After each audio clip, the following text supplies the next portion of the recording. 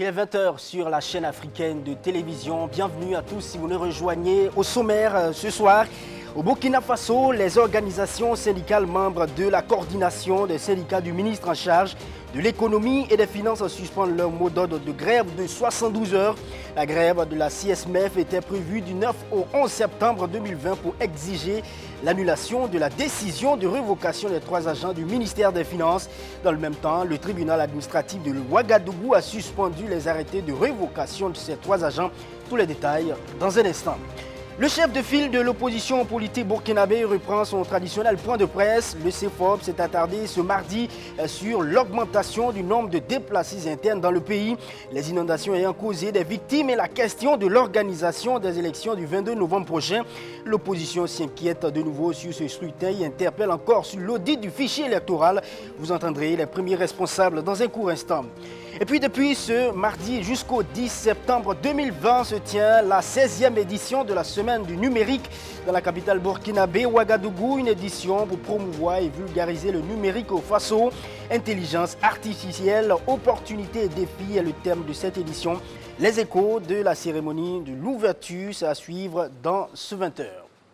Bonsoir et bonsoir à tous, très ravi de vous retrouver sur ce plateau. Tout d'abord au Burkina Faso, on l'annonçait à l'instant, le tribunal administratif de Ouagadougou suspend la procédure de révocation des 3 agents du ministère de l'économie et des finances.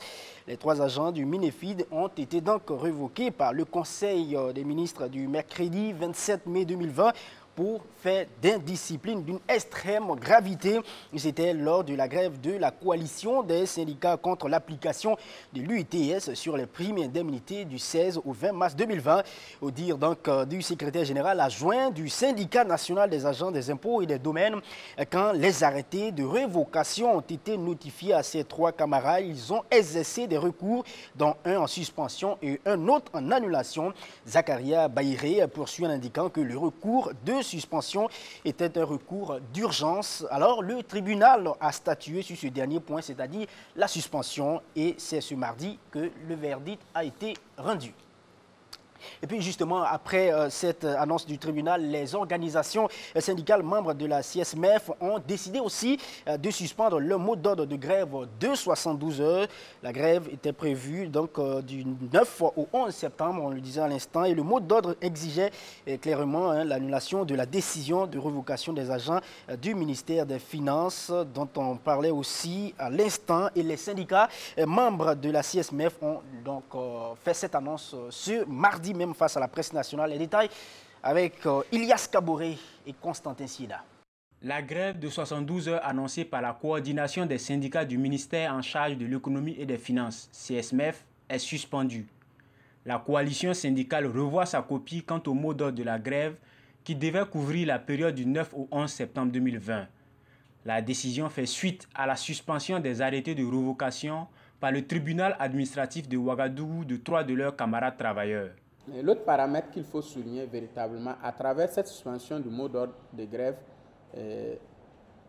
comme il a dit, il y a une certaine opinion qui pense que les syndicats vont en grève pour gréver, particulièrement les syndicats du ministère des Finances.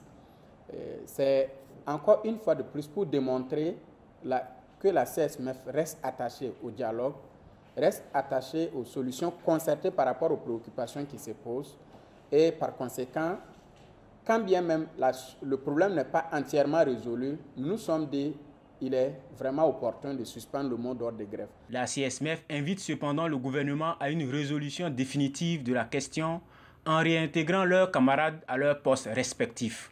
Par ailleurs, elle invite le gouvernement à l'abandon sans condition des autres mesures répressives contre les travailleurs du Minefid, la mise en œuvre intégrale des protocoles d'accord signés entre le gouvernement et nos organisations syndicales respectives, la suspension de l'UTS sur les primes et indemnités des travailleurs du privé, du public et du parapublic et le remboursement des retenues opérées depuis janvier 2020.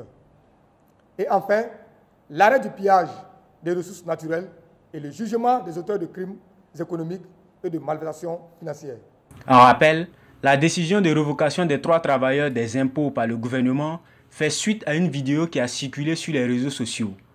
Dans cette vidéo, On peut voir les mises en cause agresser l'une de leurs collègues, et cela dans les locaux de la direction du centre des impôts.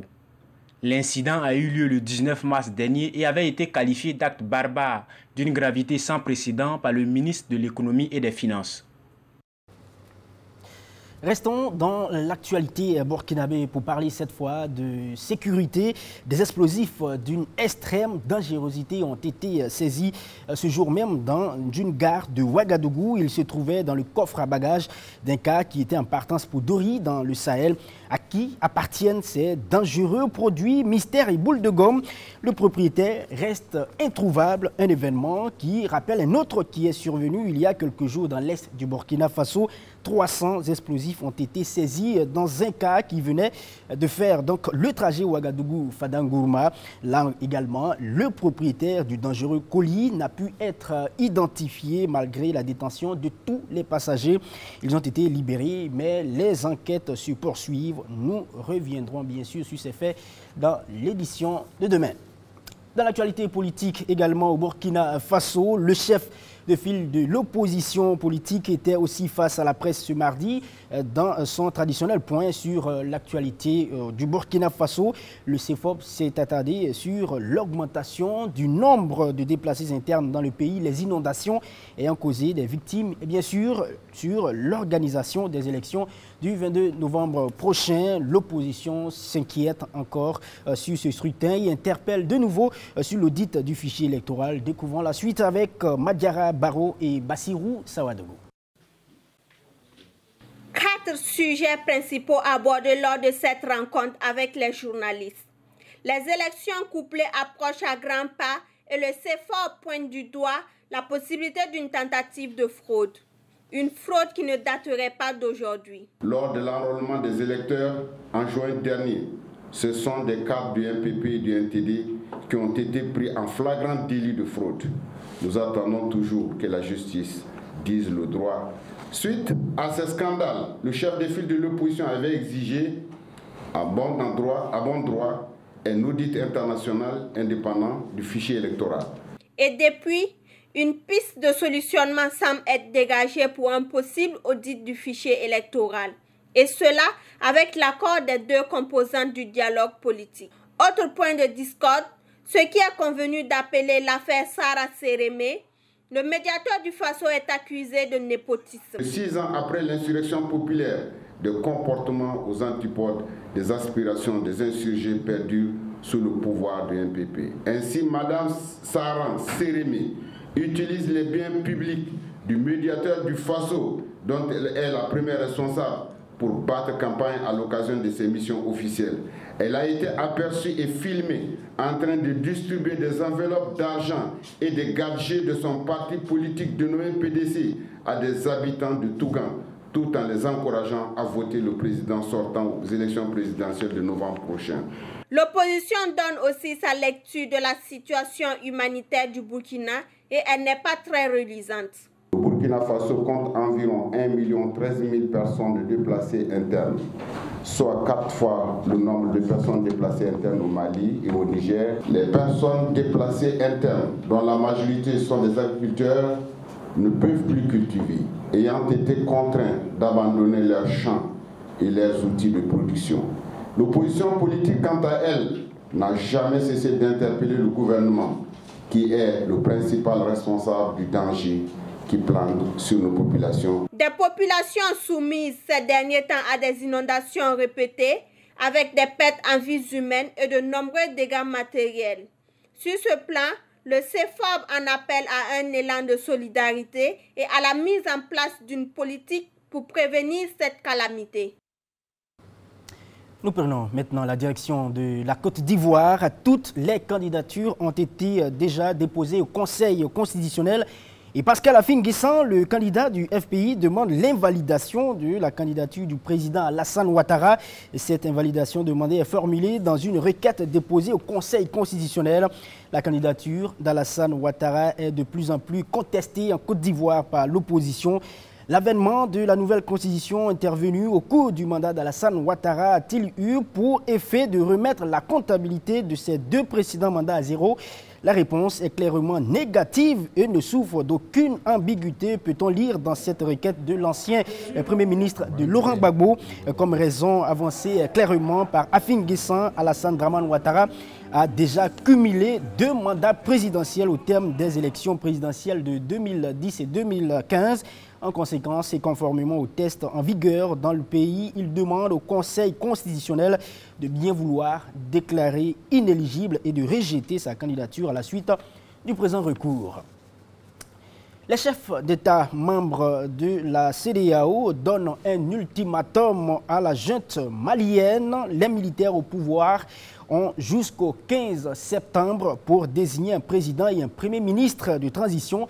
La CEDEAO reste campée également sur la nature civile de ses autorités et la durée d'un an de transition. Réunis ce lundi à Niamey, les chefs d'État ont statué sur bien d'autres sujets, notamment la sécurité et les mandats présidentiels. La synthèse de ce 57e sommet, c'est avec Fabé Mamadou Ouattara. Les présidents ouest-africains ne font aucune concession à la junte malienne au pouvoir depuis le 19 août dernier. Un ultimatum a été adressé aux militaires. Ils devront impérativement transférer le pouvoir aux civils au plus tard le 15 septembre prochain pour une transition qui ne devra pas dépasser une année. Actuellement, le Mali est frappé par la fermeture des frontières et la suspension des échanges financiers et commerciaux avec les autres pays membres. Un durcissement de ces sanctions n'est pas à exclure si les militaires persistaient à vouloir conserver le pouvoir. Néanmoins, quelques jours avant la rencontre de la CEDEAO, la junte a montré des signes de conciliation avec l'ouverture de concertations nationales sur la transition et l'autorisation de sortie du territoire accordée à l'ex-président Ibrahim Boubacar Keïta pour des soins aux Émirats arabes unis. Sur la question de la démocratie et des échéances électorales à venir dans plusieurs pays, le président du Nigeria, Muhammadu Buhari, a exhorté ses pairs à résister à la tentation de se pérenniser au pouvoir. Nous devrions adhérer aux dispositions constitutionnelles de nos pays. Cela génère des crises et des tensions politiques dans notre sous-région, a déclaré le président nigérian lors de son allocution. À propos de la monnaie unique, le président ivoirien Alassane Ouattara a annoncé que l'ECO ne pourra pas voir le jour avant 3 ou 5 ans.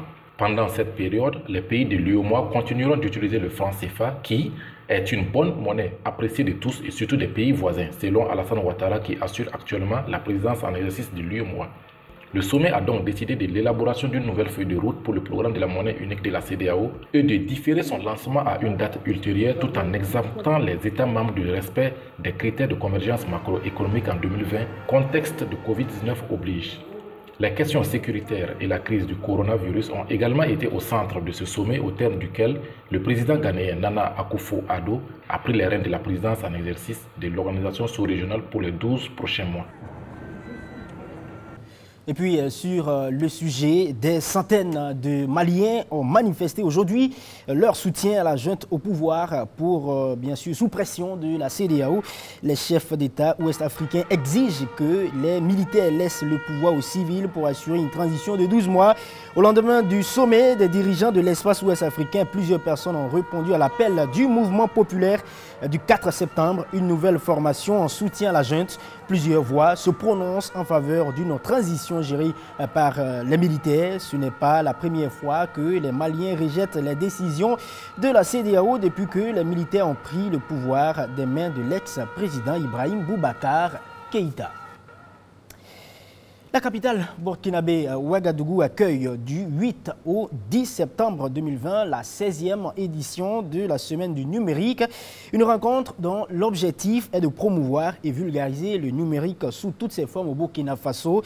L'édition 2020 se tient sous le thème Intelligence artificielle, opportunités et défis. La cérémonie d'ouverture, c'était ce matin. Le compte-rendu signé Amadou Diko et Constantin Sieda. C'est parti pour la 16e édition de la Semaine du numérique. Le rendez-vous annuel donnant l'opportunité à tous les acteurs d'engager un débat constructif afin d'approfondir leur compréhension sur l'utilisation des TIC pour le bien-être des populations. Cette occasion qui se tient du 8 au 10 septembre 2020 dans la ville de Ouagadougou est placée sous le thème Intelligence artificielle, opportunités et défis. Puissant levier de développement, le numérique est plus que jamais important dans le processus de développement de tout pays.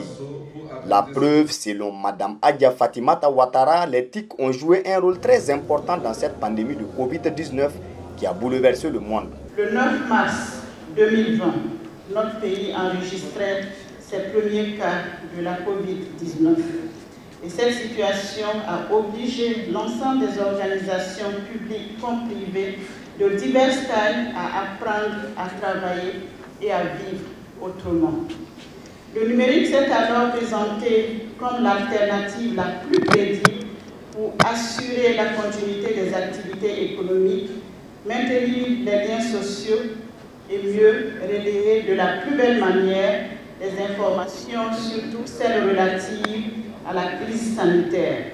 Le thème de cette 16e édition de la Semaine du numérique vient réaffirmer une fois de plus la volonté du Burkina Faso de faire du numérique un véritable levier de développement.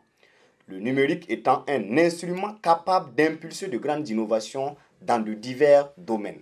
De la présente édition 2020 de la Semaine du numérique, intelligence artificielle, opportunités et défis vient à point nommé.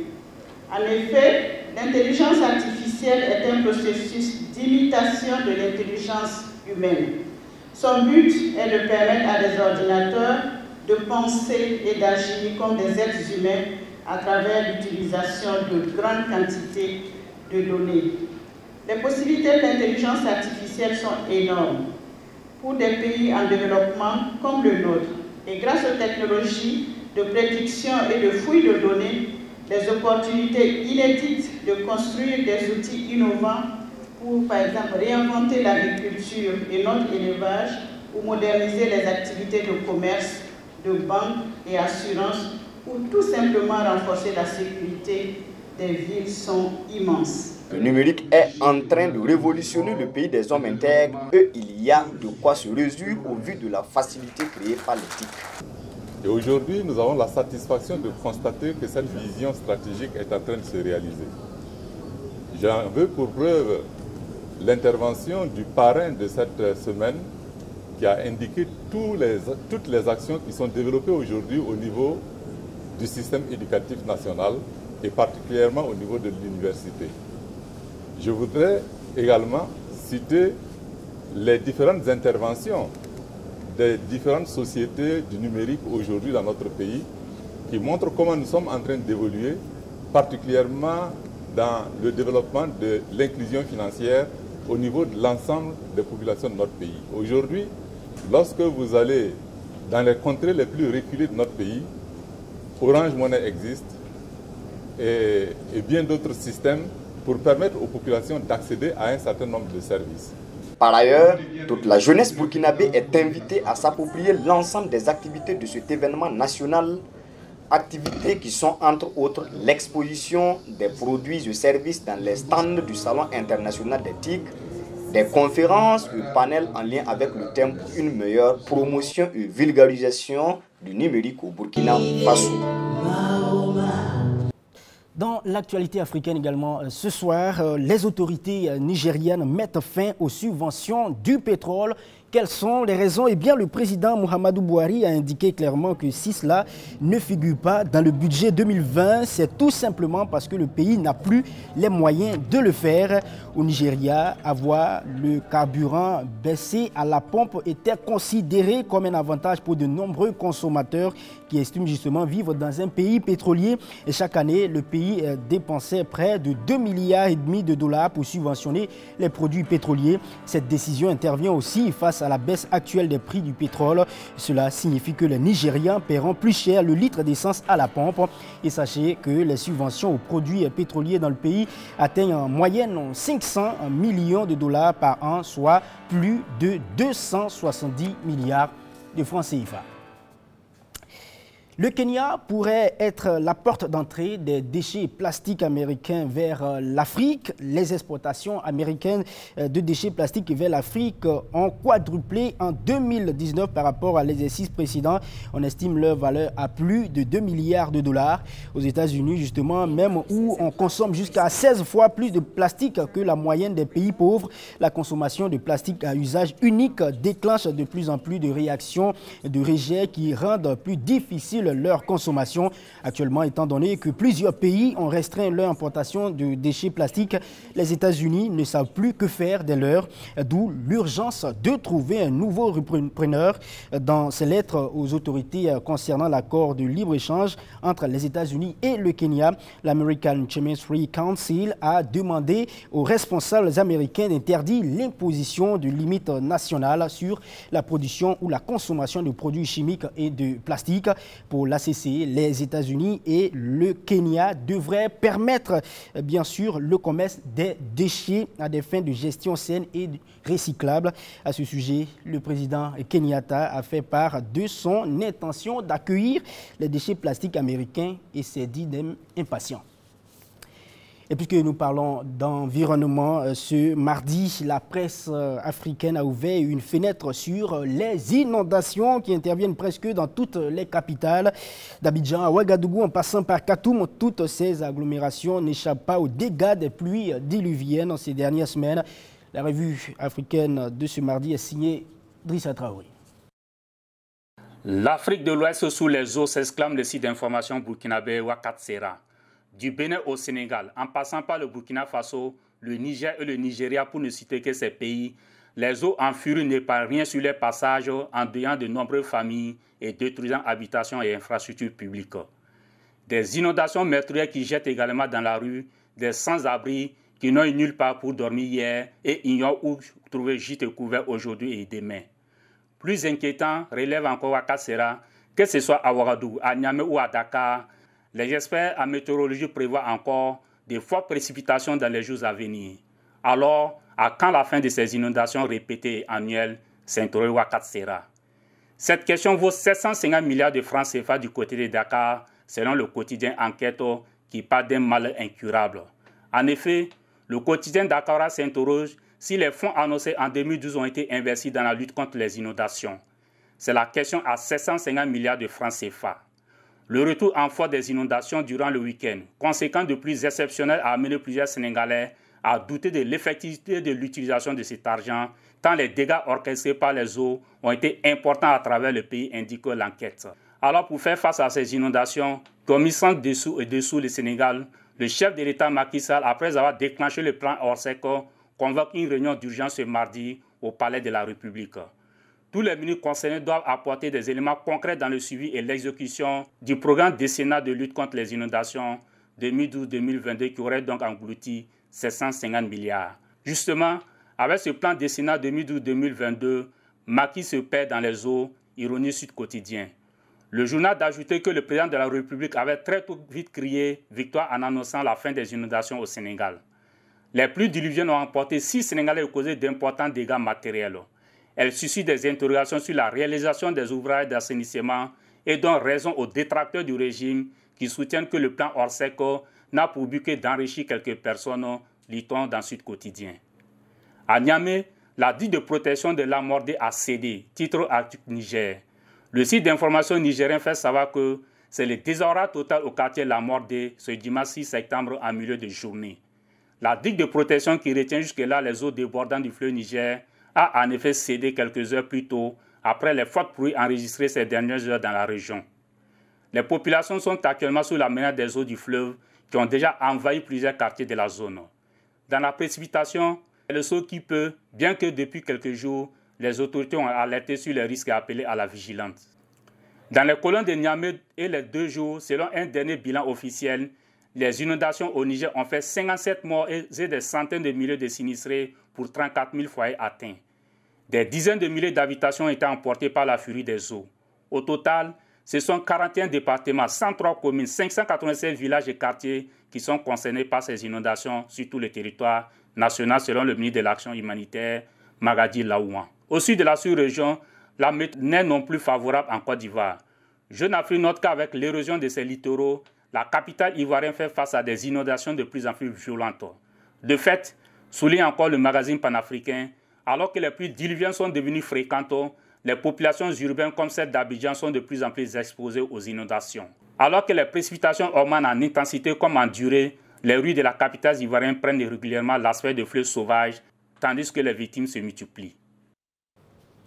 Dernière actualité dans ce 20h, le ministère de la Culture et du Tourisme burkinabé renforce la protection de ses biens. Les acteurs du dit ministère étaient réunis hier à Ouagadougou pour réexaminer 71 biens identifiés et cela en vue de les inscrire progressivement sur la liste du patrimoine culturel national et mondial. On en sait un peu plus avec Bassirou Wissawadogo et Linda Sarah Kabouri. Bientôt, de nouveaux biens culturels sur la liste du patrimoine national au Burkina. Au nombre de 71, ces biens viennent enrichir davantage le monde culturel, offrant ainsi plus d'attractivité touristique pour la destination Burkina Faso.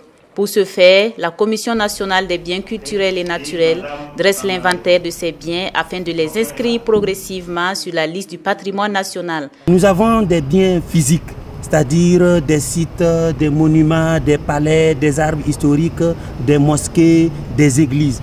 Et nous avons aussi ce que nous appelons les éléments du patrimoine immatériel, c'est-à-dire des fêtes coutumières, des intronisations de chefs. Une fois que ces biens sont classés sur la liste du patrimoine culturel, nous irons à une autre étape, c'est-à-dire à l'étape régionale, parce que l'UEMOA et la CEDEAO vont proposer bientôt une liste du patrimoine de l'UEMOA et de la CEDEAO.